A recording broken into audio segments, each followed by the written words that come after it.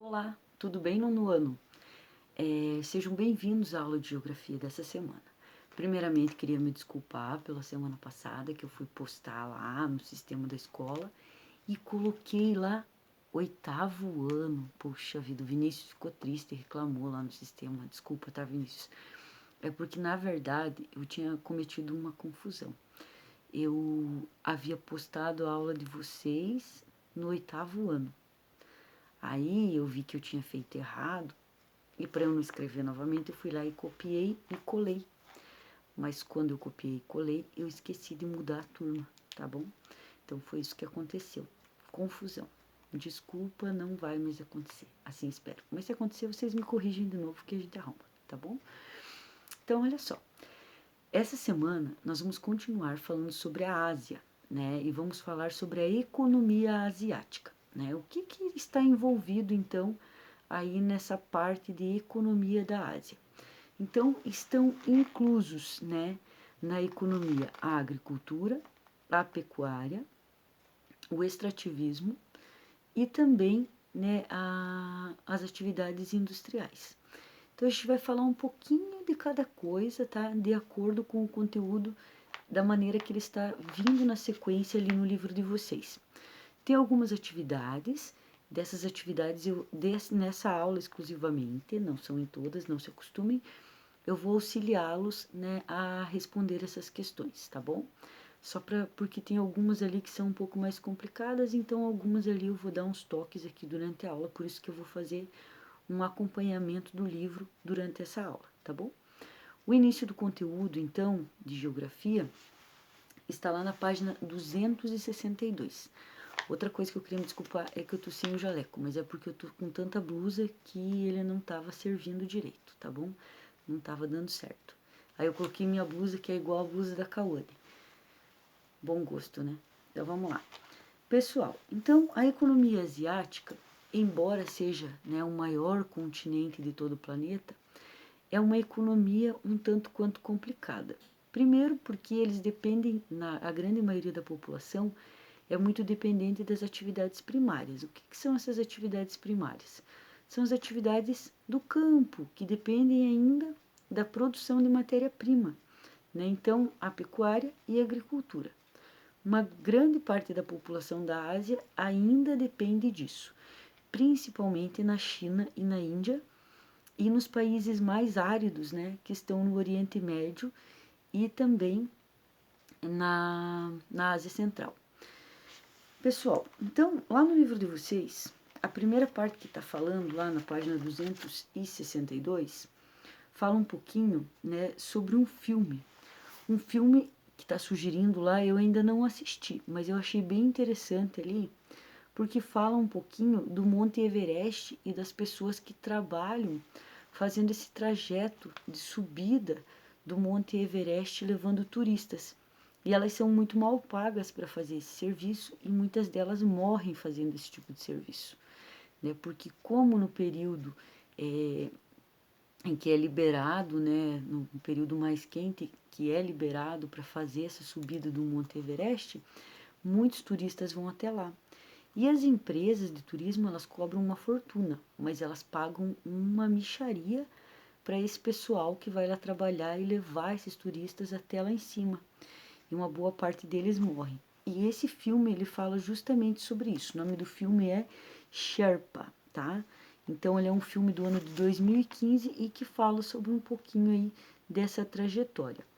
E aí lá no livro de vocês também, ele fala um pouquinho sobre o Monte Everest, então, e essa subida que eles fazem, né? E fala também, né, sobre o trabalho desse pessoal lá do Nepal que recebe muito pouco. Perfeito? Então, olha só. O primeiro conteúdo que a gente tem ali relacionado à agricultura, ele fala o seguinte: ele mostra que na Ásia, embora eles tenham uma grande quantidade de áreas que são cultivadas, né, na agricultura, essa agricultura de lá, ela não produz tanto porque ela não é uma agricultura intensiva. Então existem dois tipos de agricultura, a intensiva e a extensiva.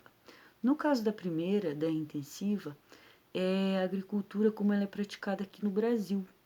Então, ela utiliza bastante tecnologia, utiliza bastante modificação de sementes, utiliza bastante agrotóxico e produz muito, tem pouca perda, tá? Já a agricultura extensiva, como ela é feita na maioria da Ásia, na maioria, não é que não exista agricultura intensiva lá, mas a agricultura extensiva, ela é feita, né, de uma maneira mais rudimentar. Então são aquelas famílias que ainda plantam, né, são aqueles pequenos produtores. E esse tipo de agricultura, ele não serve para produzir em grandes quantidades. Tanto é que se a gente continuasse produzindo dessa forma, a gente não conseguiria manter a alimentação de todo o planeta.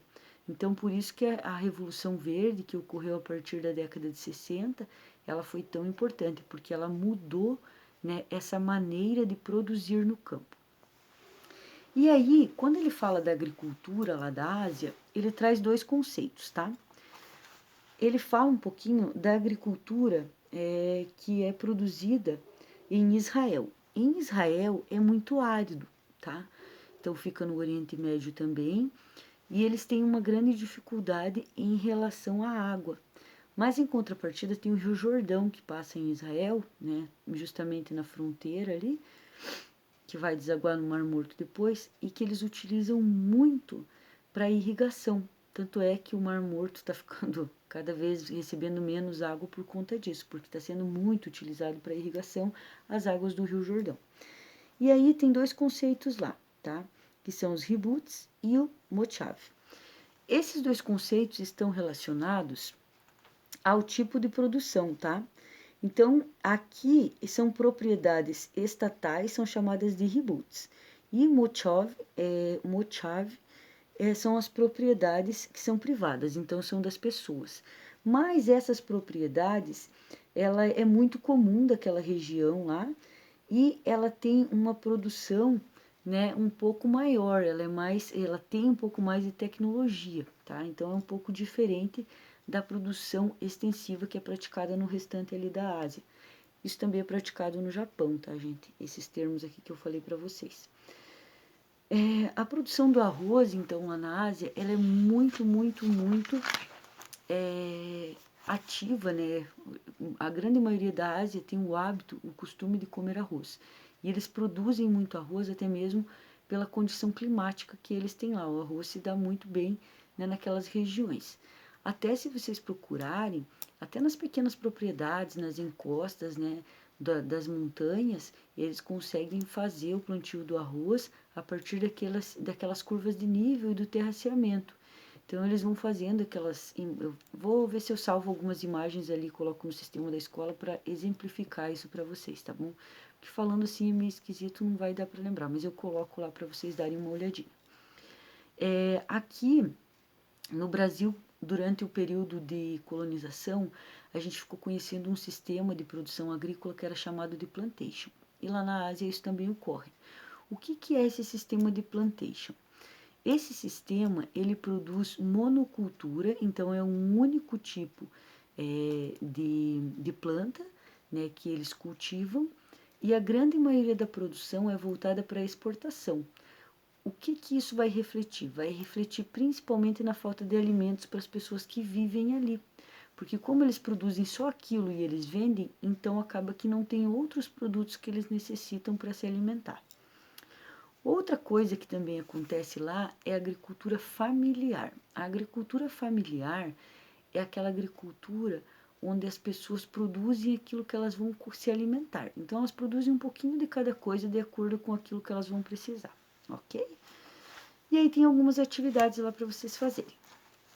Nas atividades, lá da página 264, tem uma planilha. Essa planilha mostra lá Ásia, os principais produtos no ranking mundial, entre os 10 maiores de 2016.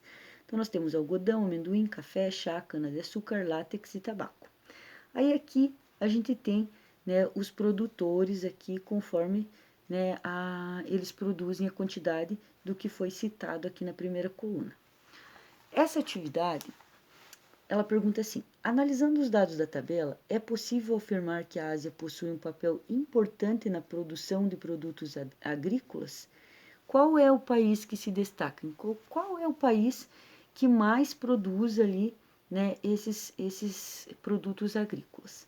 A segunda questão, tendo em vista as culturas agrícolas de destaque no continente, podemos concluir que a produção alimentar é suficiente para atender a demanda da população asiática? Justifique a sua resposta. Lembra que eu falei que eles utilizam um sisteminha ali que falta alimentos?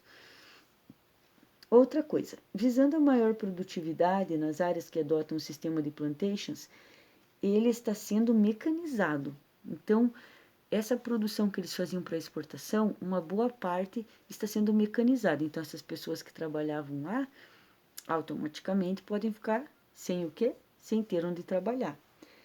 E aqui diz assim, que impactos esse fato pode gerar às populações envolvidas com o trabalho agrário nesse país?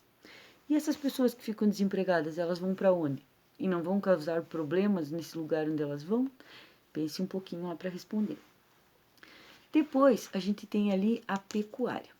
A pecuária na Ásia, tá? Ela também, na maioria das vezes, é produzida de forma extensiva, com o gado solto. E aí a gente tem duas situações. Nós temos a pecuária nômade e temos a pecuária transhumante. Qual que é a diferença entre as duas?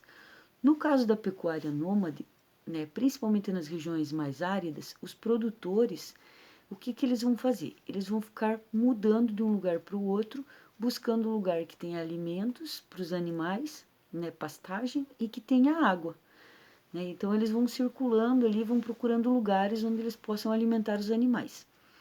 Já a pecuária transhumante, ela está relacionada com a mudança das estações. Então, durante os períodos mais quentes, eles sobem para os lugares onde tem maiores altitudes, né, os topos das montanhas, onde fica mais tranquilo, tem alimento para os animais. E durante o inverno, eles descem e vão para as áreas mais baixas, buscando conforto, então, para esses animais e alimentos também. Lembrando que uma boa parte da Ásia, da população da Ásia, não se alimenta nem de porcos e nem de vacas e bois. Então, lá para eles, né, os hindus, por exemplo, a vaca é sagrada, então eles não comem. E as vaquinhas ficam lá, passeando no meio das cidades, elas são recebidas dentro de casa, sabia disso? Porque eles acham que as vacas trazem boas energias e que elas trazem com elas, né, algo de sagrado também. E aí, pessoal, e tem outras religiões que não se alimentam de carne também. Então, o gado lá, ele não é, né, algo tão interessante como é aqui no Brasil, né? Aqui a gente já não fica sem um churrasco, né, sem uma carninha na hora do almoço, da janta, um bife, né? Um hambúrguer lá do Brutus, coisa ruim, né? Quem nunca comeu, coma que vale a pena. Então, pessoal, tudo isso faz com que a gente consuma cada vez mais carne, né? Então é um pouquinho diferente de lá.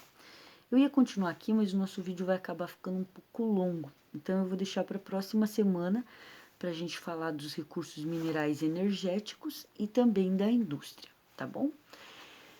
Pessoal, por essa semana é isso. As atividades que são para vocês fazer são essas que eu citei aqui, mas eu vou colocar lá no sistema novamente, tá bom? Um grande abraço para todos vocês. Eu estou com muitas saudades. Fiquem com Deus e continuem se cuidando. E qualquer dúvida podem colocá-la no sistema que eu respondo com todo carinho. Um abraço. Tchau, tchau.